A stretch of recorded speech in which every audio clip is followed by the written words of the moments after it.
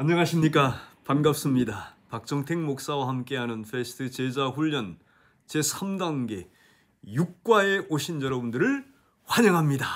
정말 반갑습니다. 오늘은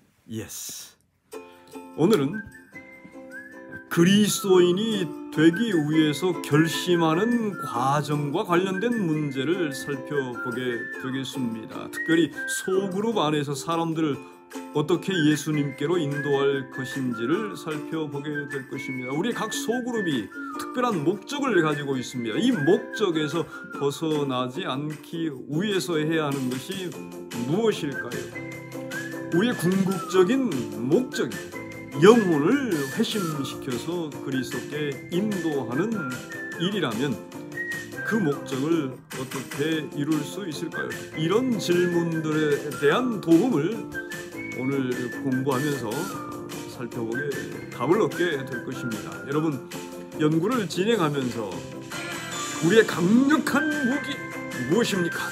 기도. 예수님처럼 우리 예수님이 또 명하셨던 것처럼 추수할 것은 많되 일꾼이 적으니 그러므로 추수하는 주인에게 청하여 추수할 일꾼들을 보내어 주소서 기도하라. 여러분, 이 기도에 오늘도 충실하시기 바랍니다. 하나님께서 특별한 방법으로 응답해 주실 것입니다. 이번 주의 기억절을 한번 외워보십시다. 이번 주의 기억절은 로마서 12장 10절 11절이었습니다. 여러분, 기억절 암송하기 전에 미션 잘 하고 계시죠? 100가지의 감사 목록 적어 오는 것 지난주에 미션으로 되었었는데 혹시 못하신 분들은 계속해서 성공하시기를 바랍니다. 로마서 12장 10절 11절을 암송해 보십시다. 형제를 사랑하여 서로 우애하고 존경하기를 서로 먼저 하며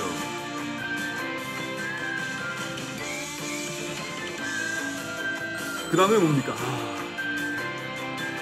부지런하여 게으르지 말고 열심을 품고 주를 섬기라. 아멘. 로마서 12장 10절 11절 말씀이었습니다. 여러분, 이번 주의 기억절에서는 이 선교적인 측면에서 교회 안에서와 그리고 세상 사람들과의 관계를 어떻게 맺으라고 얘기하고 있습니까? 교회 안에서, 그 다음에 우리 주변의 사람들과 관계를 맺기 위해서 어떻게 할 것을 하나님께서 가르쳐 주시고 계십니까? 여러분, 그리고 구도자 리스트, 태신자의 리스트, VIP의 리스트, 그 목록들을 가지고 계속 기도하시기 바랍니다. 이번 주의 본문은 로마서 12장 1절부터 11절입니다. 로마서 12장 1절부터 11절. 이 본문을 여러분 여러 번 읽어 오셨겠지요. 또 이 본문의 말씀을 여러 번 읽으시면서 질문을 만들어 보시고 또 묵상하시고 이 성경 본문이 뭐라고 말씀하시고 계시는지, 오늘 나에게 뭐라고 말씀하시는지 성경에서 말하는 내용들을 좀 묵상하시면 좋겠습니다. 로마서 12장 1절부터 11절. 성경은 무엇이라고 말하는가? 그러므로 형제들아, 내가 하나님의 모든 자비하심으로 너희를 권하노니 너희 몸을 하나님이 기뻐하시는 거룩한 산 제사로 드리라. 이는 너희의 드릴 영적 예배니라. 여러분, 영적 예배가 무엇입니까? 한번 답을 해보시고 또 여러분 노트에 기록을 해보시기 바랍니다. 영적인 예배가 무엇일까요? 우리의 몸을 산 제사로 드리는 것이 영적 예배입니까? 내 몸을 산 제사로 어떻게 드릴 수 있는가요?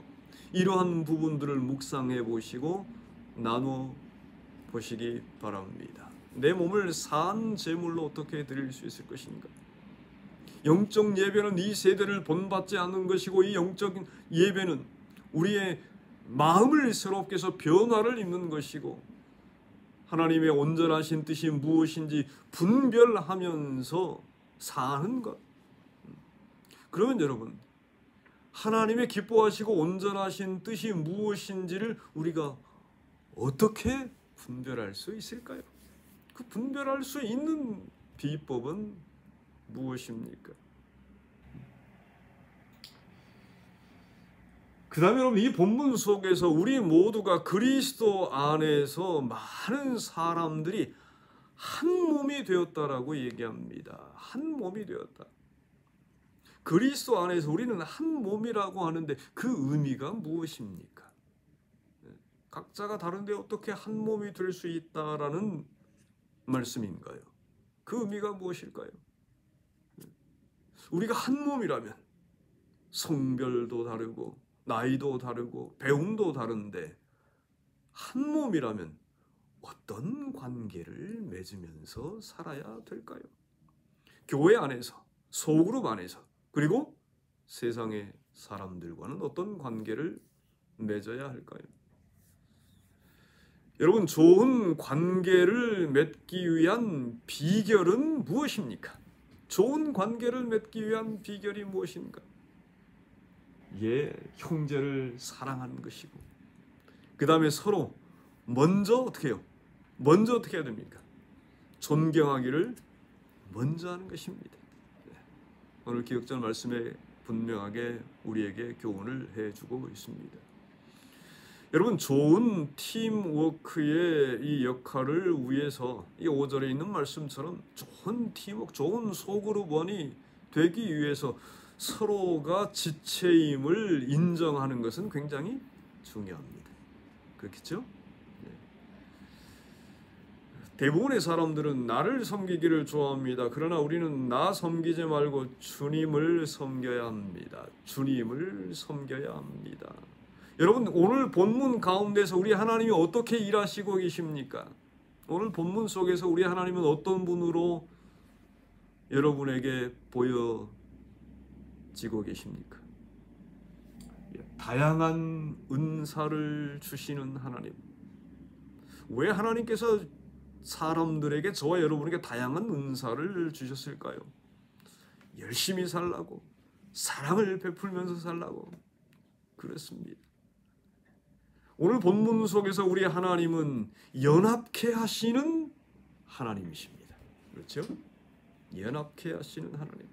그 다음에 서로 우리 모두가 우애하면서 살 수 있도록 지도하시는 하나님을 만날 수가 있습니다.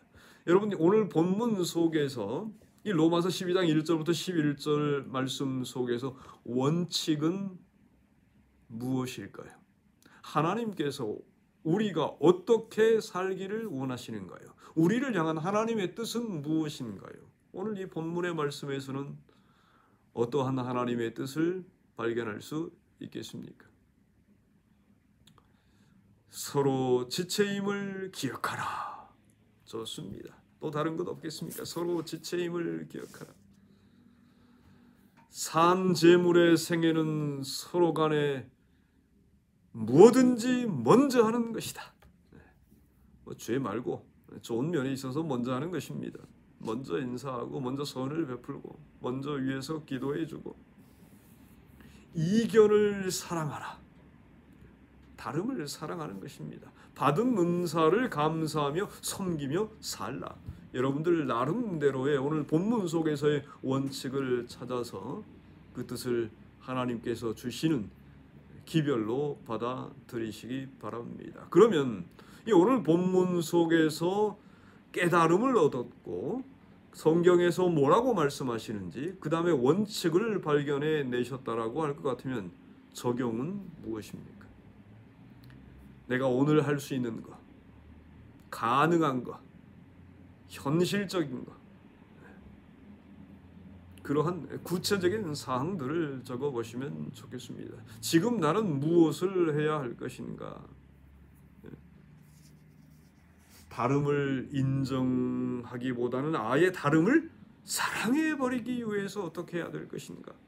비평까지 사랑해버리기 위해서 어떻게 해야 할 것인가? 배반할 유다를 우리 예수님께서는 사랑하셨습니다. 그분처럼 우리가 어떻게 해야 할 것인가? 그 기사에 보니까 한센병을 수십 년 이렇게 치료했던 한 의사 선생님께서 어느 날 자기 발에 감각이 없는 것을 발견해 냈습니다. 바늘로 찔러도 감각이 없는 것입니다. 한센병이 들었다고 생각을 한 것입니다. 그런데 얼마 후에 다시 발에 통증이 왔습니다. 찔러보니 아팠습니다. 사실은 감각이 일시적으로 이 신경이 마비되어서 감각이 없었던 것이었다라는 것을 본인이 밝히고 있는데, 그 장면 속에서 이분이 깨달은 것이 있었답니다. 아픔도 복이고 축복이다. 아픔도, 통증도 감사의 조건이다. 여러분, 비평까지도, 다른 사람의 다름뿐만 아니라 비평도 사랑해버리고 나의 고통도 사랑해버리는 위대한 그러한 삶이 예배가 되는, 산 제사를 드리는 그러한 삶을 살기 위해서 어떻게 하면 좋을 것인가, 그 부분들을 고민해서 적어주시면 좋겠습니다. 주요 포인트는 다양성의 연합 혹은 다름을 사랑해야 올바르고 좋은 팀워크가 이루어진다. 저는 그렇게 적어놨습니다. 여러분들이 원하시는 부분들을 적으시면 좋겠습니다.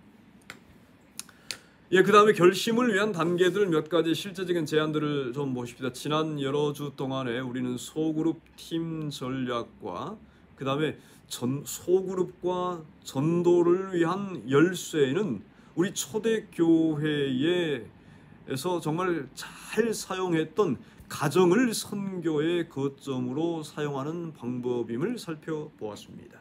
가정을 선교의 거점으로 삼는 것, 이것이 성경의 방법이고 초대교회의 방법이었습니다. 그 다음에 이 소그룹의 이 목표가 영혼들을 예수님께로 인도하는 것임이 분명합니다. 이 일을 위해서, 이 영혼 구원의 과학을 위한 이 단계들을 좀 또 어떻게 해야 될 것인지 실제적인 구체적인 규칙들, 이 부분들을 몇 가지 좀 살펴보겠습니다. 첫 번째는 기본적인 규칙.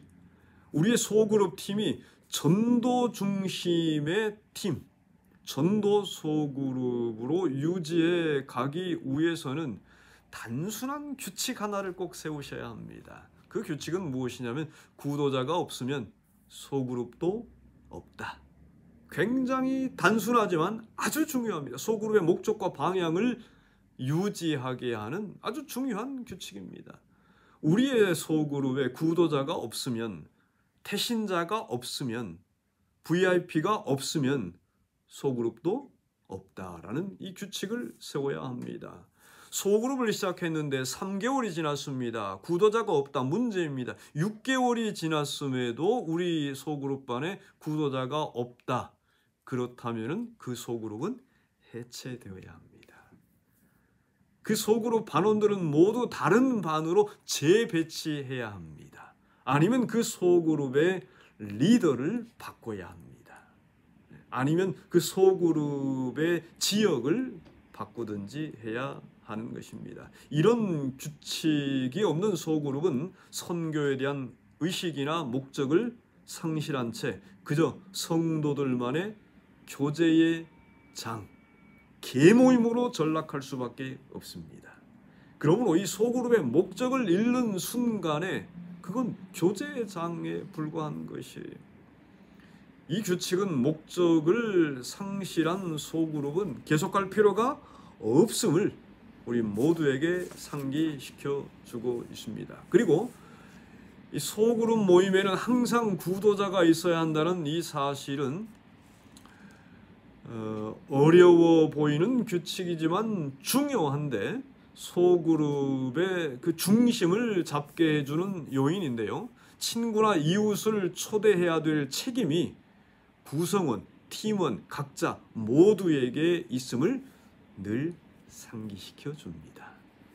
그러므로 이 전도 소그룹으로 유지해가는 단순한 이 규칙을 꼭 정하시고 운영을 하시면 좋겠습니다. 그 다음에 이 소그룹의 운영에 있어서 영혼을 회심시켜서 그리스도께로 인도하는 이 결신 부분에 있어서 여러분, 중요한 열쇠 중에 하나는 이 회심은 오랜 시간을 거쳐서 셀 수 없는 많은 작은 결정들의 결과로서 오는 것이다라는 것입니다. 이 소그룹 모임의 사람들은 정말 따뜻하고 정말 다정하다. 이 모임이 마음에 들어. 이 사람들은 뭔가 좀 다른 사람들 같아. 지금까지 경험하지 못한 재미가 있어. 이 소그룹은 이러한 작은 영향들이 모이고 쌓여서 결심에 꼴이 나게 된다라는 것입니다. 그렇게 소그룹원들과 아주 친숙하게 되면서 그 작은 영향과 작은 결심들이 쌓이게 되었을 때에 그 구도자가, 새신자가, 태신자가, VIP가 영적인 질문을 하게 되는 것입니다. 그 영적인 질문들에 대하여서는 반드시 개인적인 성경 공부로 이어져야만 합니다.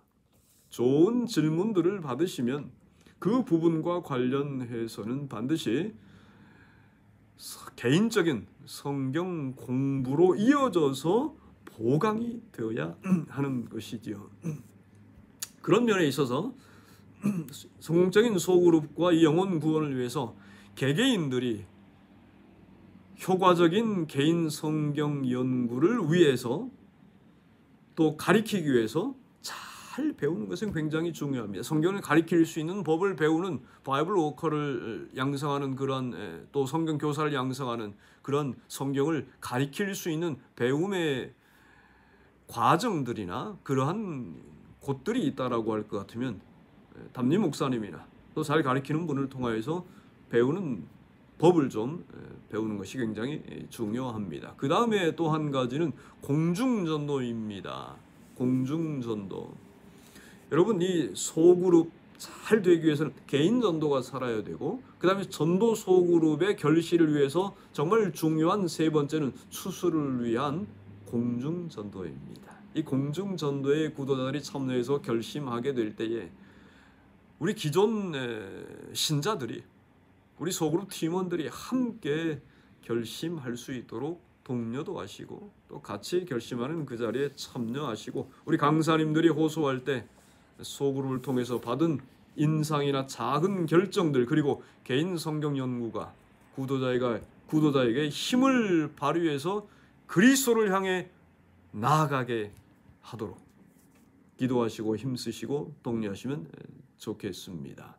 개인 성경 연구와 공중전도의 연합, 그리고 소그룹은 그리스도를 향한 결정을 하도록 이끌 것입니다. 도의를 위한 질문을 좀 보십시다. 이 질문들은 굉장히 중요한 것 같습니다. 영혼을 예수께로 인도할 때 개개인의 역할은 무엇입니까? 개인의 역할. 그 다음에요, 소그룹의 역할은 무엇입니까? 교회의 역할은 무엇입니까? 그 인물을 위한 초점을 놓치지 않는 것이 얼마나 중요합니까? 살아가면서 전도 활동으로부터 우리의 관심을 떠나가게 하는 요인은 무엇입니까? 한번 고민해 보시고 답을 해 보시면 좋겠습니다.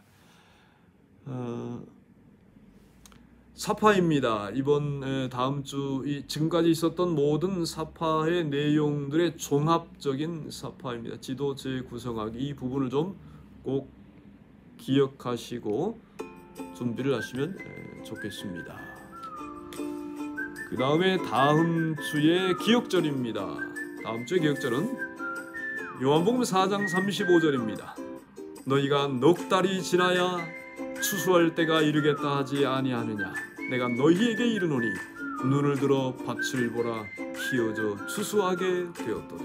요한복음 4장 35절 말씀입니다. 이 기억절을 부지런히 또 암송해 주시고요.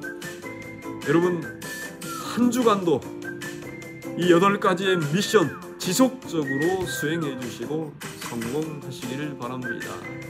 우리 1단계 일과의 기억절부터 이 3단계 5과까지의 로마서 12장 10절 11절까지 전체 기억절을 다 암송하시고 기도하시고 마치시면 좋겠습니다.